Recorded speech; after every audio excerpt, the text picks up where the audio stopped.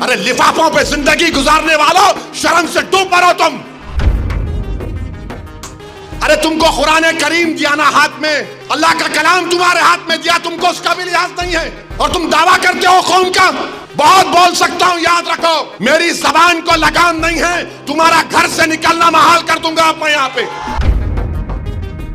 याद रखो तुम लोग जो काम कर रहे हो ना, तुम महाराष्ट्र के मुसलमानों को ना सिर्फ कमजोर कर रहे हो बल्कि तुम उनकी आवाज का गला घोट रहे हो।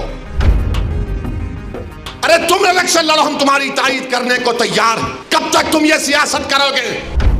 अरे जब सियासत नहीं आता करना तो मत करो, दुआ करो या हिकमत अमली से इख्तियार करो। नहीं, हमको सब चीज होना। देख लिए क्या हुआ, अब किधर है आप, किधर है नहीं मालूम। इलेक्शन आएगा, इनको वोट दो, उनको वोट दो। अरे आप लड़ो, आप नहीं लड़ सकते तो अपने दामाद को लाओ, चलो। अरे क्या कर रहे हो तुम लोग? मत करो, तुम्हारा एहतराम और तुम्हारी अजमत हम करते हैं, मगर आप जो काम कर रहे हैं वो मुसलमानों के हक में नहीं कर रहे हैं आप। कल ये बीजेपी की सरकार अगर कुछ करेगी तो कौन आके लड़ेगा? आप आएंगे रोड पे? लिफाफों पर जिंदगी गुजारने वालों, शर्म से डूब मरो तुम। असदुद्दीन ओवैसी का बयान सोशल मीडिया पर खूब वायरल हो रहा है। मौलाना सज्जाद नोमानी साहब का नाम लिए बगैर असदुद्दीन ओवैसी ने जो बयान दिया है वो सोशल मीडिया पर सुर्खियां बटोर रही है। आगे कोई बात करे उससे पहले आपको इस वीडियो को देखना चाहिए कि आखिरकार मौलाना सज्जाद नोमानी पर असदुद्दीन ओवैसी ने क्या क्या बातें कही है। लगता ऐसा है कि पूरे चुनाव का हिसाब असदुद्दीन ओवैसी अब चुनाव के बाद मौलाना सज्जाद नोमानी साहब से ले रहे हैं और उनसे सवाल पूछ रहे हैं कि आपके एक फैसले की वजह से जो कुछ हुआ, आखिरकार आप कब उसकी जिम्मेदारी लेंगे और कब आप बाहर आकर के इसके बारे में बोलेंगे। सबसे पहले तो सुनिए असदुद्दीन ओवैसी ने क्या कुछ बातें कही है। वो लोग जो औरंगाबाद में बोले थे इम्तियाज जलील को वोट मत दो, उस समाजवादी पैंडेट को वोट दो, बोले थे अरे चेहरा दिखाओ औरंगाबाद के अवाम के सामने तुम। अरे लिफाफों पे जिंदगी गुजारने वालों, शर्म से डूब मरो तुम। मेरे घर को आए थे, मेरे घर को आए थे हैदराबाद को, बगैर बोले मेरे घर को आए। मैं वक्फ के बिल की मीटिंग में जा रहा था, पलट मेरा गार्ड फोन करा के साहब इतने लोग आए, मिला। घर पे आए तो मैंने कहा कि मेरा घर इतना बड़ा नहीं है, आप लोग 20 लोगों को ले लीजिए। 20 लोगों को बिठाया, वो बात करे, मैं बात करा, लेटर लिख के दिए, इनको टिकट दो, मला मैं गौर करूंगा। फिर जाने से पहले मैंने एक अल्लाह के वली के अंग्रेजी कुरान का तर्जुमा जो तुर्की का छपा हुआ है उसकी 4 कॉपियां इन जिम्मेदारों को दिया कि आप मेरे घर को आए, ये एक अल्लाह के वली की कुरान का तर्जुमा है। एक एक के हाथ में दिया तो औरंगाबाद जाके बोले हम घर को गए थे, हमारे को चाय तक नहीं पिलाए। अरे आप पहले से बोल देते तो नान खलिया खिला देता मैं आपको। मेरे को नहीं मालूम था कि तुम मेरे घर को खाना खाने आ रहे। अरे तुमको कुरान करीम दिया ना हाथ में, अल्लाह का कलाम तुम्हारे हाथ में दिया, तुमको उसका भी लिहाज नहीं है और तुम दावा करते हो कौम का। बहुत बोल सकता हूं, याद रखो मेरी जबान को लगाम नहीं है, तुम्हारा घर से निकलना महाल कर दूंगा मैं यहां पे। मेरे भाई इमाम शाफई मुफ्ती साहब बैठे हुए, इमाम शाफई रहमतुल्लाह अलैह का जमाना है। एक दौलतमंद ने कहा कि अगर अल्लाह मेरे को बेटी देगा तो जब उसकी शादी करूंगा दीन और दुनिया की दौलत उसको दूंगा। जब बेटी की शादी का मौका आया उलमाए किराम के पास गया, उलमाए किराम ने कहा कि नहीं तू नहीं दे सकता, दीन और दुनिया की दौलत तो कैसे देगा, तेरी कसम गलत हो गई। इमाम शाफई के पास गए, इमाम शाफई बोले बहुत आसान है। इमाम शाफई रहमतुल्लाह अलैह ने कहा तेरी बेटी की शादी कब है? उसने कहा फलां दिन है। बोले मैं आ रहा हूं, चला जा। इमाम शाफई पहुंचे, इमाम शाफई रहमतुल्लाह अलैह ने कहा कि आसान है। वो बोला कि हज़रत शादी तो हो गई, क्या है बताओ। बोले कुरान अपनी बेटी को दे दे, दीन और दुनिया की दौलत उसको दे चुका। मैं उनको दिया, 4 कुरान दिया उनको और बोल के दिया कि आप मेरे घर को आए, मुझे पता नहीं है, मैं वकीलों की मीटिंग में जा रहा था, पलट कर आया आपके लिए। ये कुरान करीम का तोहफा आपको दे रहा हूं। अरे तुमको ओवैसी से मजलिस से नफरत है, मगर कुरान करीम की तो अजमत का तुम लिहाज रख लेते। मैं ये बात इलेक्शन में बोल सकता था मगर खामोश बैठे रहा, मगर आज मजबूरन बोलना पड़ रहा है। याद रखो, तुम लोग जो काम कर रहे हो ना,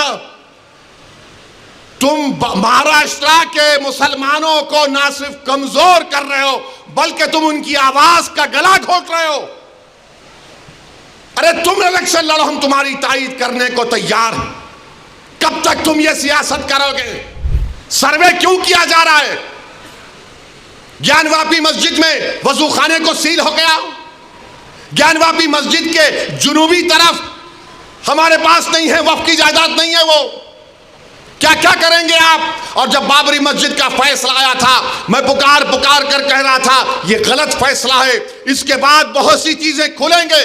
तो मेरे खिलाफ ये वही लोग हैं जो आज इस असेंबली के इलेक्शन में इनको वोट दो उनको वोट दो ऐलान किए थे।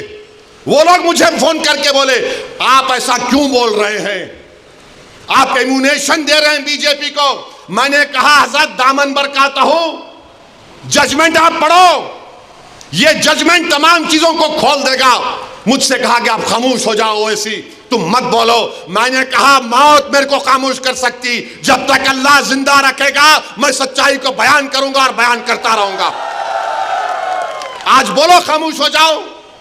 मैं जब कह रहा था तो कोई बोल रहे हैं मत बोलो, इनको क्या है, ये भड़काऊ भाषण दे देते, इनको क्या है, इनको टीवी पे जाके बोलने का शौक है। आज क्या हुआ महाराष्ट्र के चुनाव में? क्या बीजेपी ने क्या कहा जा जाकर? आज हमारे पास करण जैसे, क्या नाम है, यूसुफ पुंजानी आकर तकरीर करके गए, मैं इलेक्शन जीतने का हार गया। उन्होंने कहा कि बीजेपी ने पूरे महाराष्ट्र में प्रचार कर दिया कि फतवा जीतेगा या भगवा जीतेगा। बताओ ये कौन है लोग? अरे आपको अगर इलेक्शन लड़ना है लड़ो, आगे बढ़ो, सिर्फ बैठ कर ऐलान करने से नहीं होता। इलेक्शन लड़ो, मालूम होता आपको कैसे वोट हासिल करना पड़ता है। एक आलिम दीन मुफ्ती इस्माइल आपके सामने जो इलेक्शन लड़ रहा भी है, मिंबर रसूल पर आपको अच्छाई को बयान भी करता है और चुनाव भी लड़ता है, मगर यह क्या बात है कि इलेक्शन आएगा इनको वोट दो उनको वोट दो। अरे आप लड़ो, आप नहीं लड़ सकते तो अपने दामाद को लाओ, चलो लड़ो ना, क्यों नहीं रोकना? नहीं, हम इनको बोलेंगे उनको बोलेंगे। क्या हुआ? आपने बीजेपी को हैंडल दे दिया। यूसुफ पुंजानी कह रहा है कि बीजेपी गली गली जाकर ऐलान कर दी कि फतवा जीतेगा या भगवा जीतेगा। अरे जब सियासत नहीं आता करना तो मत करो, दुआ करो या हिकमत अमली से इख्तियार करो। नहीं, हमको सब चीज होना। देख लिए क्या हुआ? अब किधर है आप, किधर है नहीं मालूम। जिसको तायीद किए औरंगाबाद में वो खाली 5000 वोट लिया, 5000 वोट लिया। नासिर के खिलाफ कितने वोट लिया उन्हें? 10,000 वोट लिया। और नासिर हारे 8,000 वोट से। जो जिसकी तायीद का ऐलान किया वो 5,000 और इम्तियाज जलील हारे 1100 वोट से। धूलिया से फारूक शाह के खिलाफ आपने ऐलान किया, वो 10,000 पे निपट गया। फारूक शाह 70,000 वोट लिए, सिर्फ 1700 वोट लिया वो जालिम, सिर्फ 1700 वोट लिया। फारूक शाह 70,000 वोट लिया। अतीक को आपने तायीद नहीं की, किसी और को बोल दिया। अरे क्या कर रहे हो तुम लोग? मत करो। तुम्हारा एहतराम और तुम्हारी अजमत हम करते हैं, मगर आप जो काम कर रहे वो मुसलमानों के हक में नहीं कर रहे हैं। आपने हैंडल दे दिया बीजेपी को, बीजेपी ने पूरा प्रचार कर दिया और क्या नतीजा निकला जा आप देखो। कल ये बीजेपी की सरकार अगर कुछ करेगी तो कौन आके लड़ेगा? आप आएंगे रोड पे? यही इम्तियाज जलील, यही फारूक शाह, यही मुफ्ती इस्माइल, यही नासिर सिद्दीकी, यही फारूक शाब्दी, यही वारिस पठान मैदान में उतर के मुकाबला करेंगे। मेरे भाई पहचानो इन लोगों को। मैं नहीं बोलना चाह रहा था, मगर आज मैं जरूरी है सच्चाई को बयान करने के लिए कह रहा हूं।